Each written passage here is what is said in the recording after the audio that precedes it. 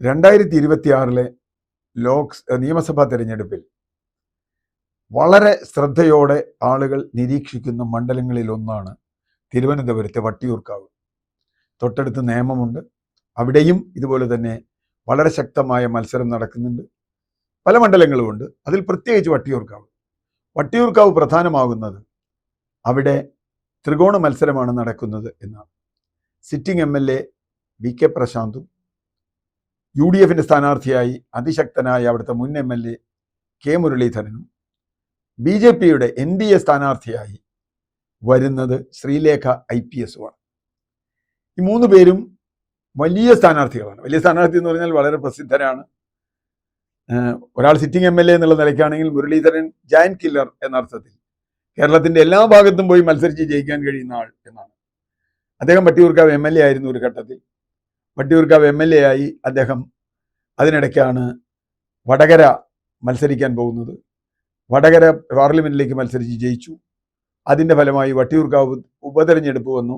ആ ഉപതെരഞ്ഞെടുപ്പിലാണ് അന്ന് മേയറായിരുന്ന VK പ്രശാന്ത് അവിടെ ആവുന്നത്. VK പ്രശാന്ത് വരുന്നത് വരെ LDF 3ാം സ്ഥാനത്തായിരുന്ന ഒരു മണ്ഡലമാണ്. 2ാം സ്ഥാനത്ത് BJPയും 1ാം സ്ഥാനത്ത് മുരളീധരനുമായി.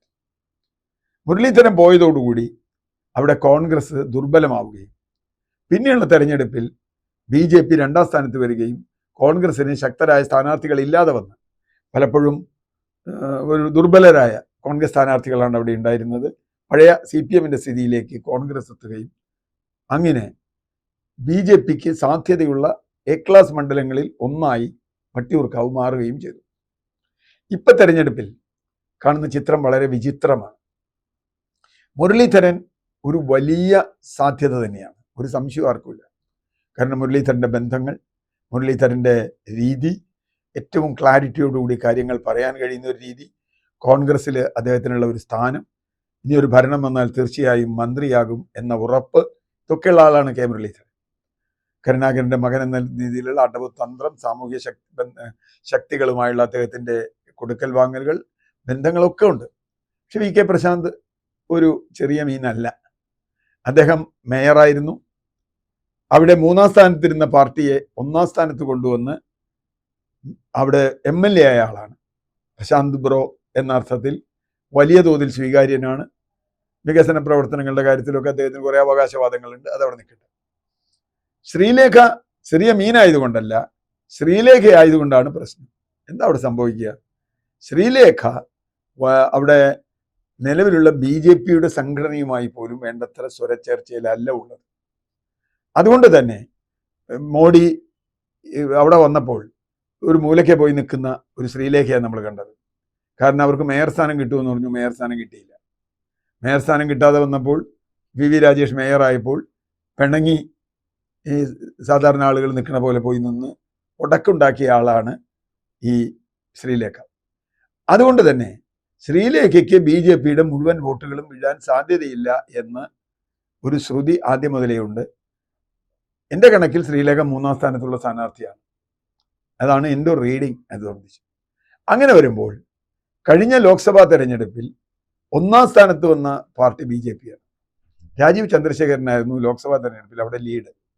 ലോക്സഭാ തെരഞ്ഞെടുപ്പും നിയമസഭാ തെരഞ്ഞെടുപ്പും ഒക്കെ വ്യത്യസ്തമായ രീതിയിലാണ് നമ്മുടെ നാട്ടിൽ ചെയ്യുന്നത്. തിരുവനന്തപുരത്ത് പ്രത്യേകിച്ചും അങ്ങനെയാണ്. അത് വേറെ വിഷയം. പക്ഷേ ആ വോട്ടർമാരുണ്ടല്ലോ അവിടെ, രാജീവ് ചന്ദ്രശേഖരൻ ചെയ്ത വോട്ടർമാർ, ആ വോട്ടർമാർ എങ്ങനെ പ്രതികരിക്കും എന്നൊരു ചോദ്യം ഈ തെരഞ്ഞെടുപ്പിലുണ്ട്. കാരണം 2ാം സ്ഥാനത്ത് വന്ന UDFും 3ാം സ്ഥാനത്ത് വന്ന LDFും അവർ തമ്മിലൊക്കെയാണ് 2, 1, 2, 3 വന്നത്. അപ്പോൾ അവിടെ എങ്ങനെയാണ് ഈ തെരഞ്ഞെടുപ്പിൽ വരിക? അവിടെയാണ് K മുരളീധരന്റെ വാദം വളരെ പ്രസക്തമാകുന്നത്. അദ്ദേഹം വെറുതെ ഡീലെന്ന് പറയല്ല, അദ്ദേഹം തെളിവ് വച്ചിട്ടാണ് പറയുന്നത്. ശ്രീലേഖ മത്സരിക്കുന്ന അല്ലെങ്കിൽ വട്ടിയൂർക്കാവ് മണ്ഡലത്തിലെ ചില കൗൺസിലർമാർ, ഒരാൾ വരും 2 ആൾ വരും, BJP കൗൺസിലർമാർ പ്രശാന്തിന് വേണ്ടി പോയി വർക്ക് ചെയ്യുന്നു. മുരളീധരനെ തോൽപ്പിക്കാൻ BJP തീരുമാനിച്ചിരിക്കുന്നു. ശ്രീലേഖ പിന്നിൽ പോയാലും കുഴപ്പമില്ല, മുരളീധരൻ തോൽക്കണം എന്ന് അവിടുത്തെ BJPക്കാരിൽ കുറെ പേർ ആഗ്രഹിക്കുന്നു. കാരണം 2021 നേമം മണ്ഡലത്തിൽ മുരളീധരൻ സ്ഥാനാർത്ഥിയായതുകൊണ്ട് മാത്രമാണ് കുമ്മനം രാജശേഖരൻ തോറ്റ് നമ്മുടെ വിദ്യാഭ്യാസ മന്ത്രി ശിവൻകുട്ടി അവിടെ ജയിച്ചത്. അത് CPM-കാർ പോലും സമ്മതിക്കും. മുരളീധരൻ അവിടെ വന്നില്ലായിരുന്നുവെങ്കിൽ കോൺഗ്രസിന്റെ വോട്ട് കുറയുകയും അതിന്റെ ഫലമായി കുമ്മനം ജയിക്കുകയും ചെയ്യുമായിരുന്നു. അന്യഥാ കുമ്മനത്തിന് കിട്ടേണ്ട കുറേ വോട്ടുകൾ മുരളീധരൻ പിടിച്ചു. അങ്ങനെ ശിവൻകുട്ടി ജയിച്ചു. അതിൻ്റെ രോഷം അവരിപ്പോൾ തീർക്കുകയാണ് എന്നതാണ്. അതിന് മുരളീധരനെ തോൽപ്പിക്കണം. പ്രശാന്ത് ജയിച്ചാലും കുഴപ്പമില്ല, മുരളീധരനെ തോൽപ്പിക്കണം. അതിന് അണ്ടർഗ്രൗണ്ട് പണി ചെയ്യുന്നു അവിടുത്തെ BJP കൗൺസിലർമാർ അല്ലെങ്കിൽ കൗൺസിലർ എന്ന ആരോപണം അത്ര എളുപ്പം തള്ളിക്കളയാൻ പറ്റില്ല. BJP-യും ശ്രീലേഖയും തമ്മിലുള്ള സ്വരച്ചേർച്ചയില്ലായ്മ കൂടിക്കണക്കിലെടുത്താൽ VV രാജേഷിൻ്റെ മേയർ സ്ഥാനത്തിനെതിരായിട്ടാണ് ശ്രീലേഖ നിന്നത്. അതുകൊണ്ട് ശ്രീലേഖ തോറ്റോട്ടെ, ശ്രീലേഖയ്ക്ക് വോട്ട് കിട്ടാതെ പോയിക്കോട്ടെ, എന്നാലും മുരളീധരൻ തോൽക്കണമെന്ന് അവർ വിചാരിക്കുന്നു. അത് അത്ര ഭാവനയുള്ള ഒരു കാര്യമല്ല, മുരളീധരൻ സ്വന്തം അനുഭവത്തിൽ എന്ന് പറയുന്ന കാര്യമാണ്. അങ്ങനെ വോട്ട് മറിച്ച് പ്രശാന്തിനെ ജയിപ്പിച്ച് മുരളീധരനെ തോൽപ്പിക്കുമോ BJP? അങ്ങനെ ഒരു അറ്റംപ്റ്റ് അവിടെ നടക്കുന്നുണ്ടോ? തുറന്നാരും പറയില്ലല്ലോ, വോട്ട് എണ്ണി കഴിഞ്ഞാലല്ലേ നമുക്ക് പറയാൻ പറ്റൂ. അങ്ങനെ ഒരു ശ്രമം അവിടെ നടക്കുന്നുണ്ടെങ്കിൽ അത് വളരെ ഹീനമായൊരു ശ്രമമാണ്. മാത്രമല്ല അത് ബാക്ക് ഫയർ ചെയ്യാനും സാധ്യതയുണ്ട് എന്നാണ് ഞാൻ വിചാരിക്കുന്നത്. ഒരു പ്രധാന കാര്യം, ഈ തെരഞ്ഞെടുപ്പിൽ ഏറ്റവും ശക്തമായി വരുന്ന ഭരണവിരുദ്ധ വികാരവും ഈ തെരഞ്ഞെടുപ്പിൽ ഏറ്റവും ശക്തമായി വരുന്ന ശബരിമല പോലെയുള്ള വിഷയങ്ങളും, ഇത് രണ്ടും CPM-നെതിരാണ്. ഒരുപക്ഷെ BJP-യുടെ കാഡർ വോട്ടോ RSS-ന്റെ വോട്ടോ മറച്ചേക്കാം. പക്ഷേ സാധാരണ BJP-കാരനെ സംബന്ധിച്ചിടത്തോളം അവര് ഭരണവിരുദ്ധ നിലപാടിലും ശബരിമല വിഷയത്തിലും LDF-നോട് ഒരിക്കലും യോജിക്കാൻ പറ്റാത്ത ആളുകളാണ്. ഇങ്ങനൊരു